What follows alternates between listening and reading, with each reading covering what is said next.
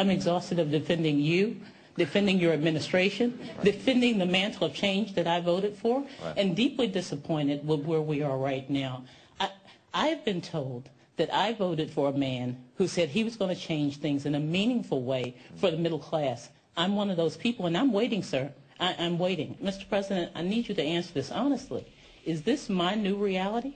My goal here is not to try to convince you that everything's where it needs to be. It's not. That's why I ran for president.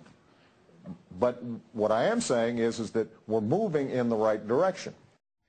Town hall here in Washington, D.C., some upset questioners during that town hall. Here's how the New York Times described this meeting. It lasted an hour. It was billed as Investing in America, a live televised conversation between President Obama and American workers, students, business people, and retirees on the state of the economy, a kind of Wall Street to Main Street reality check.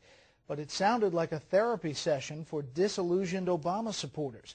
And of course, the RNC piped in immediately. Michael Steele releasing this quote. Once again, President Obama trotted out the same old worn-out reassurances on the economy, but Americans are still waiting for the promised recovery that never arrived. So what about what was said, what was talked about in the economy? Let's bring in our panel. Steve Hayes, senior writer for the Weekly Standard. Judith Miller of the Manhattan Institute, and syndicated columnist Charles Krauthammer. Charles. Well, if that's what you get when you have a group of hand-picked members of an audience, I can imagine what would happen if you had a random selection of the audience. It would have been rather more raucous. But clearly, it was not something that helped him. I was struck by the fact that there was nothing new that came out of it. But there was one statement that is classic Obama, which reappears over and over again in everything he says. And he says, my challenge is I'm thinking about the next generation. And there are a lot of folks out there who are thinking about the next election. This is the trope he uses all the time.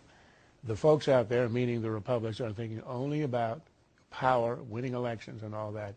And I, the father of our nation, stand above all this and act only in the national interest looking at our next election.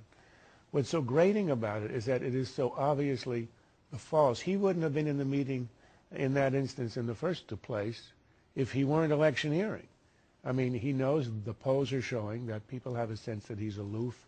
He doesn't understand the ordinary American. That's why he had a meeting where he sort of rubbed shoulders with ordinary Americans. He shows up at church, which is a lovely thing, but as you noted, it was his first appearance since Easter. And why does he do it? Because he's electioneering. You've got an election coming up, and a large number of Americans think he isn't a Christian. It's the same with his extension of the tax cuts, but not for the upper income, which every economist will tell you is a mistake, but he's doing because he wants to frame an issue. Why? Because we have an election. So when he says, I'm the one who acts hovering above all of this in the national interest, either he's delusional or he's supremely cynical. I'd like to think it's the second. Judith. I think